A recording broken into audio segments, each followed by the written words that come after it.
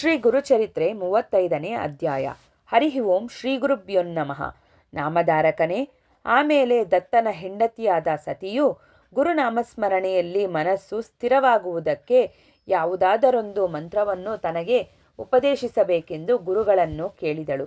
ಅದಕ್ಕೆ ಗುರುಗಳು ಸಂಜೀವಿನಿ ಮಂತ್ರವನ್ನು ಶುಕ್ರಾಚಾರ್ಯರು ತಮ್ಮ ಮಗಳಾದ ದೇವಯಾನಿಗೆ ಉಪದೇಶಿಸಿದ ಕಾರಣದಿಂದಲೇ ಆ ಮಂತ್ರವು ತನ್ನ ಶಕ್ತಿಯನ್ನು ಕಳೆದುಕೊಂಡು ನಿರರ್ಥಕವಾಗಬೇಕಾಯಿತು. ಅದಕ್ಕಾಗಿ ಸ್ತ್ರೀಯರು ಮಂತ್ರೋಪದೇಶಕ್ಕೆ ಅನರ್ಹರು. ಬೇಕಿದ್ದರೆ ನಿನ್ನ ಮನಸ್ಸು ನಮ್ಮಲ್ಲಿ ಸ್ಥಿರವಾಗಿ ನಿಲ್ಲುವುದಕ್ಕೆ ಸೋಮವಾರ ಶಂಕರನನ್ನು ಪೂಜಿಸುವ ವ್ರತ ಮಾಡಿರಿ. ಆ ವ್ರತದ ಮಹಿಮೆಯು ಹೆಚ್ಚಿನದಾಗಿದೆ.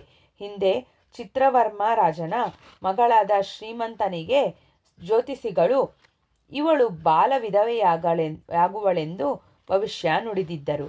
ಶ್ರೀಮಂತನಿಯು 7-8 ವರ್ಷದವಳಾದಾಗ ಅವಳಿಗೆ ತಂದೆ ತಾಯಿಗಳಿಂದ ವಿಷಯ ತಿಳಿಯಿತು. ಅವಳು ದುಃಖಿತಳಾಗಿ ಯಜ್ಞವಲ್ಕರ ಪತ್ನಿಯಾದ ಮೈತ್ರಿಯನ್ನು ಕಂಡು ತನ್ನ ದುಃಖ ತೋಡಿಕೊಂಡಳು. ಮೈತ್ರಿಯು ಅವಳಿಗೆ ಸೋಮವಾರ ಶಂಕರ ವ್ರತ ಮಾಡಿದರೆ ವೈಧವ್ಯ ಬರಲಾರದೆಂದು ಧೈರ್ಯ ಹೇಳಿ ವ್ರತ ವಿಧಾನವನ್ನು ತಿಳಿಸಿ ಕಳಿಸಿದಳು. ಅದರಂತೆ ಶ್ರೀಮಂತಿನಿಯು ಸೋಮವಾರ ವ್ರತ ಮಾಡತೊಡಗಿದಳು.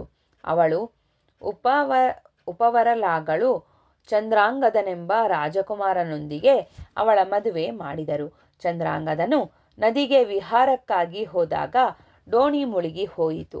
ಶ್ರೀಮಂತನಿಯು ಪತಿಹೀನಳಾದಳು. ಆದರೂ ಅವಳು ಸೋಮವಾರ ವ್ರತವನ್ನು ಬಿಡದೆ ಆಚರಿಸುತ್ತಿದ್ದಳು. ನದಿಯಲ್ಲಿ ಮುಳುಗಿದ್ದ ಚಂದ್ರಾಂಗದನನ್ನು ನಾಗಕನ್ಯೆಯರು ತಮ್ಮ ಲೋಕಕ್ಕೆ ಕರೆದೊಯ್ದರು. ಶ್ರೀಮಂತಿನಿಯು ಆಚರಿಸುತ್ತಿದ್ದ ಸೋಮವಾರ ಶಂಕರ ವ್ರತದ ಪ್ರಭಾವದಿಂದಾಗಿ ಅವರು ಕೆಲ ದಿನಗಳ ನಂತರ ಚಂದ್ರಾಂಗದನನ್ನು ನಾಗಕುಮಾರರ ಸಂಗಡ ತಿರುಗಿ ಕಳಿಸಿಕೊಟ್ಟರು. ಚಂದ್ರಾಂಗದನು ತಾನು ದೋಣಿಯಲ್ಲಿ ಮುಳುಗಿದ್ದ ಸ್ಥಳದಿಂದ ಎದ್ದು ಈಜುತ್ತಾ ನದಿಯ ದಂಡೆಗೆ ಬಂದನು. ಅಂದು ಸೋಮವಾರವಿದ್ದರಿಂದ ಶ್ರೀಮಂತನಿಯು ನದಿಗೆ ಸ್ನಾನ ಮಾಡಲು ಬಂದಿದ್ದಳು.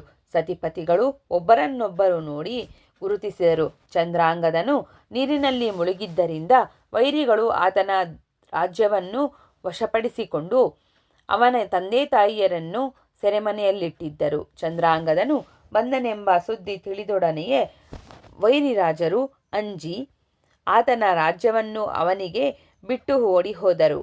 ಮುಂದೆ ಶ್ರೀಮಂತಿನಿಯು ತನ್ನ ಪತಿಯೊಂದಿಗೆ ಬಹು ಕಾಲದವರೆಗೆ ಸೌಖ್ಯವಾಗಿ ಬಾಳಿ ಸೋಮವಾರ ವ್ರತದ ಪ್ರಭಾವದಿಂದಾಗಿ ಸದ್ಗತಿ ಹೊಂದಿದಳು. ಆದ ಕಾರಣ ನೀವು ಆ ವ್ರತವನ್ನು ಕೈಗೊಳ್ಳಿರಿ. ಆ ಸೇವೆ ಸತ್ಯವಾಗಿ ನಮಗೆ ಸಲ್ಲುವುದು ಎಂದು ಗುರುಗಳು ಅಪ್ಪಣೆ ಕೊಡಿಸಿದರು. ಗುರುವಾಜ್ಞೆಯಂತೆ ದಂಪತಿಗಳಿಬ್ಬರು ಸೋಮವಾರ ಶಂಕರ ವ್ರತವನ್ನು ಹಿಡಿದರು.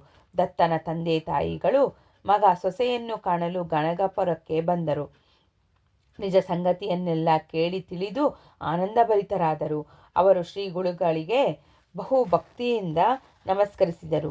ಅವರ ಆಶೀರ್ವಾದ ಪಡೆದುಕೊಂಡು ಮಗ ಸೊಸೆಯರೊಂದಿಗೆ ಸಂಭ್ರಮದಿಂದ ತಮ್ಮ ಊರಿಗೆ ಮರಳಿದರು. ದತ್ತ ದಂಪತಿಗಳು ಪ್ರತಿ ವರ್ಷ ತಪ್ಪದೇ ಗಾಣಗಾಪುರಕ್ಕೆ ಬಂದು ಗುರುದರ್ಶನ ಮಾಡಿಕೊಂಡು ಹೋಗುತ್ತಿದ್ದರೆಂದು ಸಿದ್ಧಮುನಿಯು ನಾಮಧಾರಕನಿಗೆ ತಿಳಿಸಿದನೆಂಬಲ್ಲಿಗೆ ಸಾರರೂಪ ಶ್ರೀ ಗುರುಚರಿತ್ರೆಯ 35ನೇ ಅಧ್ಯಾಯವು ಮುಕ್ತಾಯವಾಯಿತು.